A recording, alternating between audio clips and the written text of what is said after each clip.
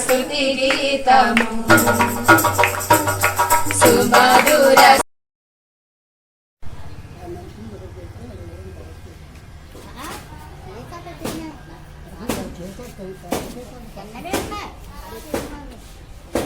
నీవే నీవే నా జయ గీతము నీవే నా స్తుతి గీతము సుమధుర స్వర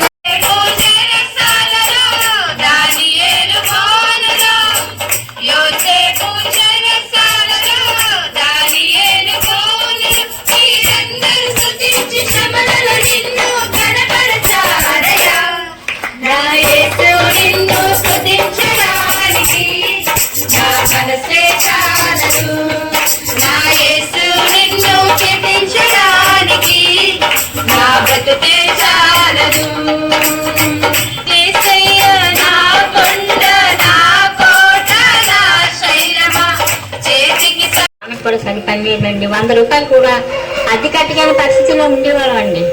అప్పుడు మమ్మల్ని ఇంకా రమణమ్మ గారిని అమ్మగారు తెలుసు, ఆవిడ దేవుళ్ళకి రండి, దేవుడు చాలా మంచి దేవుడు, మీకు అన్ని విధాలా చూస్తారు, మీ కుటుంబం బాగుంటుంది అని ఆవిడ తీసుకొచ్చారు. ముందు మా చెల్లి వచ్చిందండి, వరలక్ష్మి. ఇక్కడ చాలా మందికి తెలిసే ఉంటుంది మా చెల్లి. తను వచ్చి దేవుని తెలుసుకుందండి. ఆ పిల్లలు చిన్నప్పుడు 7-8 సంవత్సరాల వయసు అప్పుడండి. ఆ నాన్న పని సరైన పని లేదు. ఆ పిల్లడే 10 సంవత్సరాల వరకు చిన్న టైల్ కంపెనీలోని క్యాసిల్ కంపెనీలోని పనిచేసి డబ్బులు తెస్తే వంట చేసి మా చెల్లి జీవించిందండి. కానీ అద్దె కట్టుకోలేకపోయారు, కరెంటు బిల్లు కట్టుకోలేకపోయారు, అన్నిటికీ చాలా ఇబ్బందులు పడ్డామండి. ఆ దేవుని ఎప్పుడైతే తెలుసుకుందాం మా చెల్లి వచ్చిన తర్వాత పనే ముందు దేవుడి ప్రార్థన ఎక్కడైనా సరే ఫస్ట్ వచ్చి వెళ్ళిపోయేదండి. కానీ నేను కూడా కొన్నాళ్ళు మా చెల్లి దగ్గరికి వచ్చానండి. ఎవరు లేరు, తనకి ఒంట్లో బాగా నేర్చుకుంటున్నది. నేను మా ఆడపడుచు గారి ఇంట్లో ఉండేదండి. మా ఆయన గారు కూడా లేరు. వాళ్ళ నాన్నకి ఆ పిల్లడికి కూడా ఇప్పించిన తర్వాత అలాగే ఇప్పటికీ అలాగే ఉన్నామండి. తర్వాత అద్దె అలాగే 100 రూపాయలు అలాగే 600 అద్దెలో దిగాం. అలాగే ఉండి కొన్నాళ్ళు పోయాక అద్దె కూడా నెలలా కట్టడం కష్టంగా ఉందని ఆ పిల్లలు అలా కష్టపడి డబ్బులు కొత్త ఇల్లు ఎక్కడైనా ఉంటే చూడమని ఆ పెద్దనాన్న గారు ఇక్కడే ఉన్నారు, వాళ్ళు చూశారండి. ఇంటి మీద డబ్బు ఇచ్చుంటే బాగుంటుంది, నెలలా ఇబ్బందులు పడుతున్నాం అని చెప్పి ఇదో ఈ కొత్త ఇంట్లండి కట్టి కొత్తగా దిగి ఇల్లు కట్టేది మేమే ఫస్ట్ దిగామండి. మనిషి మనిషితో మాట్లాడుతున్నాడు, దేవుడు ఎందుకు మనిషితో మాట్లాడని మనం అడగడం నేర్చుకోవాలి. దేవుడు ఎందుకు మనిషితో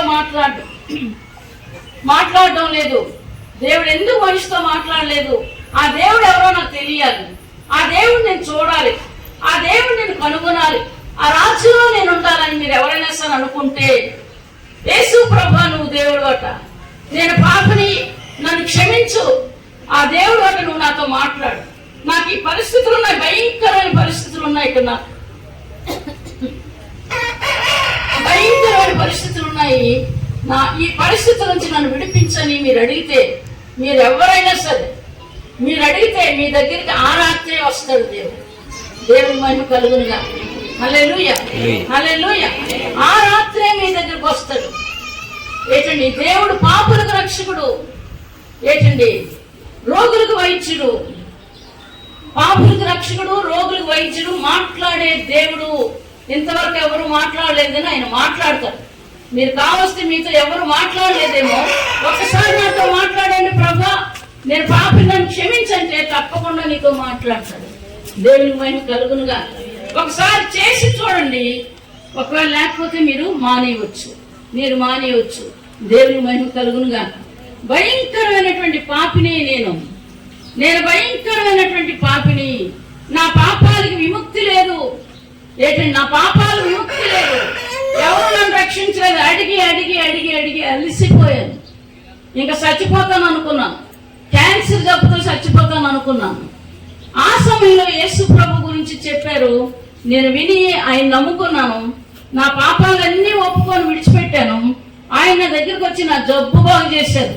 దేవుని మహిమ కలుగునుగా. హల్లెలూయా హల్లెలూయా. పాపం లేదని చెప్తే అబద్ధికులు, పాపం